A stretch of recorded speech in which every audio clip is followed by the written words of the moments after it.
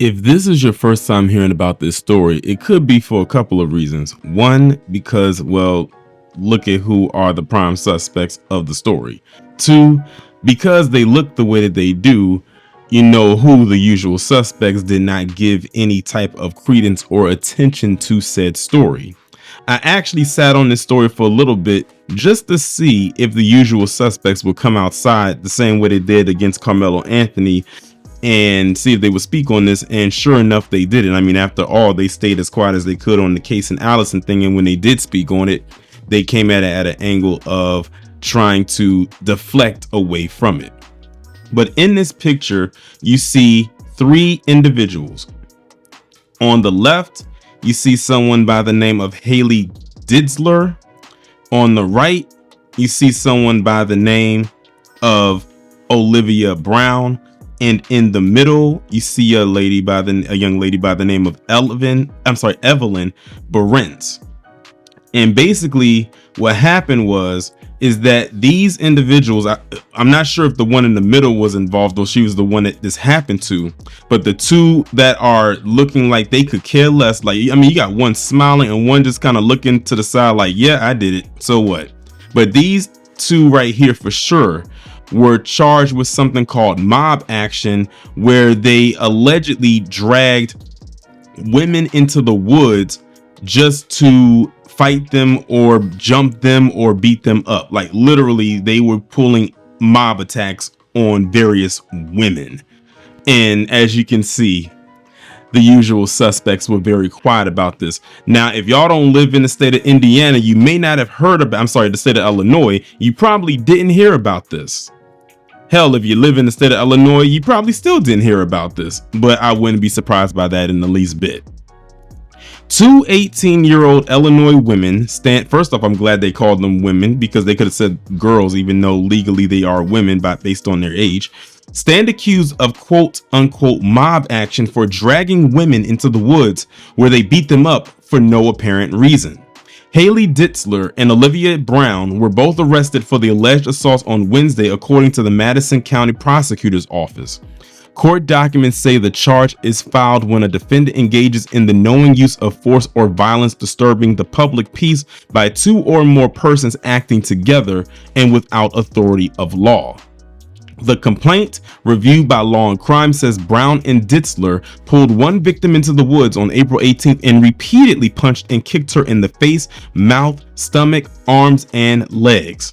According to a bond motion, the defendants present a continued threat to the victim and may harm, harass, or interfere with the personal liberty of the victim.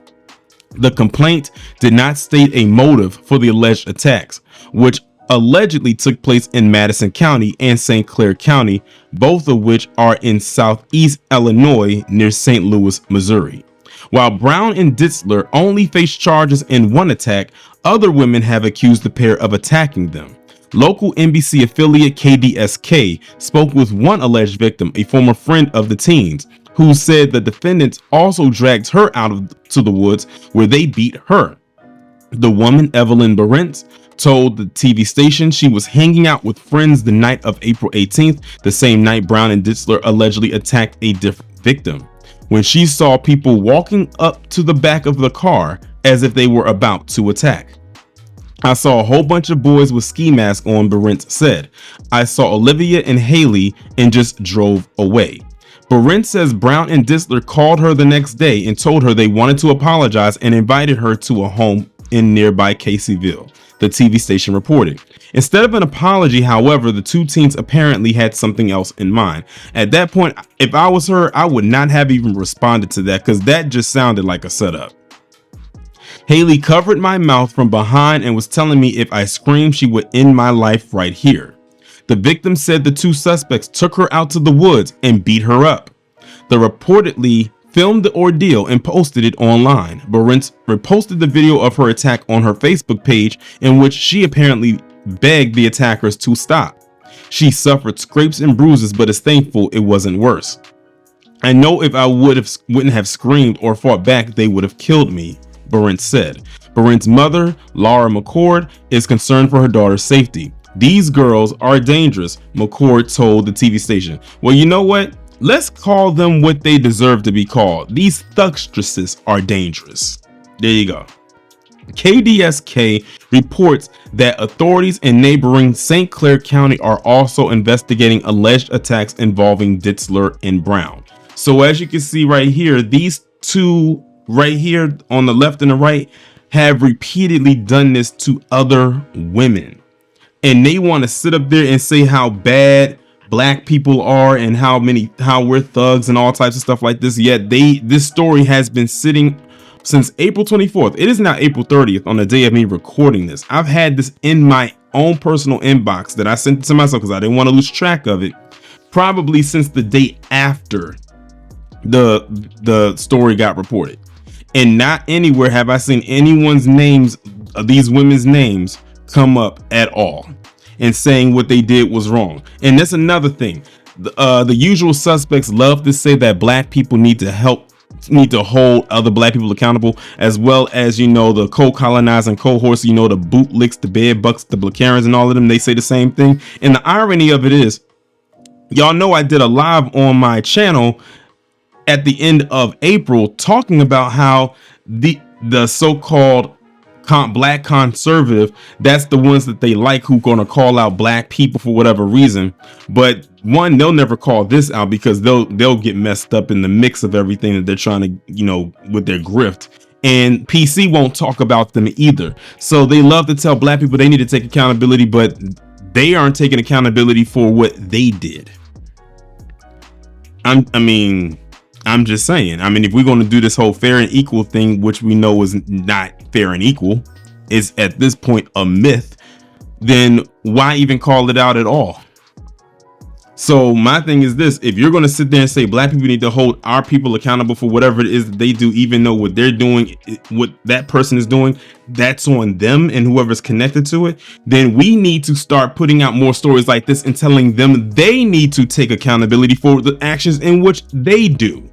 And even if it's them personally or individually, these are two white women who were attacking other women, dragging them out to the woods for the sake of just wanting to beat them up for what they said no apparent reason, because they had the lust for violence.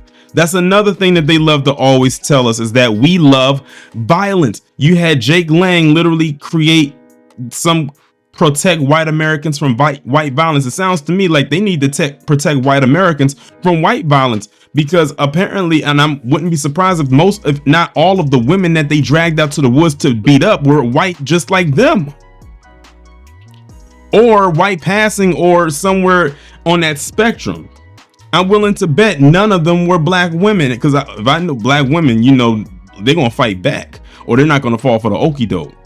And let's be real here, 9 times out of 10 it was probably other PC women that they were doing this to. So about that white on white crime, let's talk about it. Y'all let me know what y'all think about this down in the comments, and I will talk to you in the next one.